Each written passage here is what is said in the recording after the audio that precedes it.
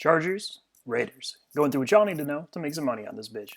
So we got the picks real quick. Chargers underdogs by 3.5 in Las Vegas, and a over under set at 53. I'm gonna be on the Raiders minus 3.5. Not super strong, but that's definitely the side to land on, and also the over. Again, high number. I'm getting to why it's a little bit dangerous, but I think both things are bettable for sure. So stick around. I'll tell you how and why. That's how it go down. So first we got the Chargers offense versus the Raiders defense. And injury wise, two real important ones here. Both Mike Williams and Keenan Allen listed as questionable officially, but Mike Williams already declared out, and Keenan Allen looks like he's not going to play. And even if he does, he's not going to be doing a whole lot. And Brian Bulaga, starting right tackle, also out. So that's those three big deals. And Austin Eckler, running back, listed as questionable. He's going to play though. On the Chargers, on the Raiders defense side, though, it's kind of the same thing. Now these players are a lot worse, but you got Cleveland Ferrell, Damon Arnett, Jonathan Abram, and Nicholas Morrow out. Now some of those absences actually helped the Raiders, specifically like the Nicholas Morrow one. But still, you are talking about starters on an already bad defense, so that's tough. So the offense versus defense. When you talk about the run game, offensive line versus defensive line, this is kind of a I'll start on the interior. Jonathan Hankins is the best of this matchup between the offensive line and the defensive line and the interior. But he's not anything great. He's just pretty good. And their other D tackle spot, whether it's Maurice Hurst or more likely like Kendall Vickers or maybe they rotate Chris Smith down to the 3 tech, something like that. All those guys are pretty mediocre at best run defenders, and that's probably even being nice. Now the Chargers interior line, Trey Turner been tough the last couple of weeks, but he's still pretty good, or he's still fine, and I think he's going to be able to provide something here. But Forrest Lamp and Dave Feeney are fucking bad, so you're going to kind of see just a bad versus bad matchup. Now I kind of talk about generally that it favors the offense in almost every situation, including here, but there's definitely not an advantage for the Chargers. On the edges too, I mean, Raiders edge run defenders, Carl Nassib's good if he plays, but their other side kind of mediocre to bad. Max Crosby's the mediocre part of that, and they played Vic Beasley. However many snaps he played was that many too many because that guy's still fucking bad. And you're going to see that the Chargers, their tackles aren't really great run blockers, especially if they start Storm Norton at right tackle again, who came in for Brian Bulaga when he was hurt last week. Oh boy, he's not good. But again, it's kind of a bad versus bad where it slightly favors the offense over the course of the game. Play to play, there's going to be issues a lot of times both ways, but that's the offensive line. On the second level, Raiders linebacker's terrible. Nick Kwiatkowski is the best of them, and he's just whatever. Corey Littleton's pretty bad. Okay, so Nicholas Morrow, the guy who's out, he is by far the worst of their linebackers who get snaps. But Corey Littleton, yeah, he is super, super overpaid, and he's just a kind of whatever. But the Chargers run scheme is also, I mean, it's actually one of the better, like in the top 50% of the league, probably, because there's so many teams with real bad ones, but it's nothing special. And they really like offensive linemen who make any type of impact past the line of scrimmage. So the overall run game is just kind of, I mean, it's there. It's definitely not nothing, but it's not great. It's just kind of enough to be useful, which is probably all that's important for the offense, for their offense. So you talk about the pass game, the more interesting part. So pass rush first. Maurice Hurst, big problem in this game for the Raiders. He's a good interior rusher, and like I said, Forrest Lamp, Dan Feeney are really bad. The Chargers interior lineman, Trey Turner is not a great pass protector either, but Maurice Hurst is, I mean, like a 4th-tier or whatever interior pass rusher. Like he's not Darren Donald, he's not Chris Jones, he's not Grady Jarrett. So you can only expect so much from him. And on the edges, the Raiders edge rusher is terrible. Max Crosby actually, I think, might have one of his better games of the year just because of the tackles he's playing against, but he's still nothing special. Even if he's against the worst tackle in the league, he's not going to get a pressure every fucking snap or anything like that. So not a lot there. And as far as the receivers go, I mean, listen, without Keenan Allen, Mike Williams, you're talking about Teron Johnson, Jalen Guyton, and then probably rookies KJ Hill, Joe Reed. Jalen Guyton is actually pretty good. If you're not familiar with him, he's I think he's like a 3rd-year player. He's been he took over as a Chargers third receiver earlier in the year, and he's actually reasonable. He's not great or anything, but he's fine. And same with Ron Johnson, who's actually a reasonable deep threat. Both of those guys, I actually think are real NFL caliber receivers at least. KJ Hill's really bad. They're a rookie guy, but Joe Reed has flashed like a little bit there, but they're both rookies. But um, the point is, I think that in this case, given how awful this Raiders secondary is, their receivers are actually going to be enough. And more importantly, I kind of buried the lead. Hunter Henry, Austin Eckler are really good, and no one on the Raiders can limit them in any meaningful way. So you're going to see that despite those receivers being out, Justin Herbert still has the tools to move the ball down the field, like pretty well actually. Um, and Justin Herbert himself, I mean, he's good. He's the better quarterback in this game for sure. But I will say that he is still a little bit in terms of he can limit his offense in terms of the possession, in terms of like moving the ball consistently up and down the field at times. It's nothing I'm super concerned about, but it's not nothing either.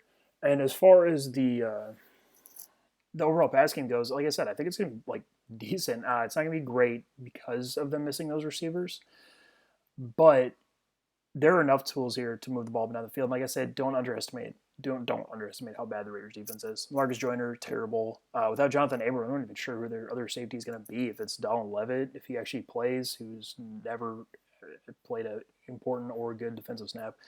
And then Eric Harris is terrible too, their other starting safety. And without Damon Arnett, you're talking about Nevin Lawson again, who's really bad. Now, if it's Isaiah Johnson, their other corner, maybe they'll be a little bit better, but the overall point is that the Chargers have what they need to move the ball down the field. And once they get to the red zone, Justin Herbert's shown to be pretty good, and Austin Eckler is one of the running backs who actually turns possessions into touchdowns with some level of frequency. So I have them at a point spread of 24-32.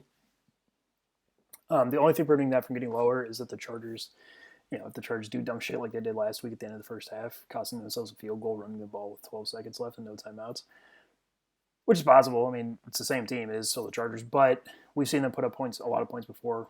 I think like the Jaguars game, and I think it's something similar here. So then on the Raiders side, the Raiders offensive side, injuries, nothing on the Raiders offense. Although Henry Ruggs, rookie receiver, is on the COVID list. Don't care. He's not that good. And at this point, he's not really better than their other options. And as far as the Chargers go, two mildly important ones. Sincere Adderley, starting free safety out, or doubtful he's not going to play, which worries me. And then Uchenna Nwosu, good edge defender, is questionable. I'm not sure if he's going to play or not. So you talk about the run game. Here,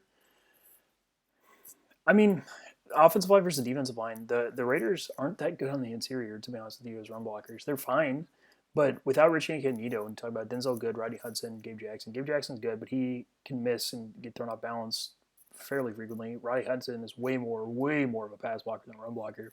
And Denzel Good is just kind of whatever. And on the Charger side of it, I mean, Linval Joseph is still a legit nose tackle, and Justin Jones, their defensive tackle, their three technique is like really good, and he's gonna make a difference in this game for sure. That being said, they're not any like world beaters or anything crazy, so they're still going to be pushed, especially from Gabe Jackson at times. On the edges, Trip Brown is a monster. He's going to do work on his edge, no matter who he's up against, and Cole Miller's pretty good too. But the Chargers' edge defenders, especially Joey Bosa, fantastic, and Shannon Nwosu, can both like play the run well, and they really found something with Jerry Tillery. They've moved him. They kind of realized it didn't work with him as an interior guy. They moved him to defensive end. He's like been pretty good since then. That happened early in the season. So their offensive line for the Raiders, not a huge advantage in this game. On the second level, Chargers running linebackers not good really, but they're really not awful. Kenneth Murray, definitely the best rookie linebacker. Kaiser White back from IR is he's a replacement level guy. He's fine. So while I think you're going to see the Raiders have some rushing success at times, it's nothing special. It's not because they're liking what they really need. The Raiders' run game is all about controlling the line of scrimmage, and if there's a team they can dominate there, then they'll do really well. That is not here, so they're still going to be good, but they're not going to be great.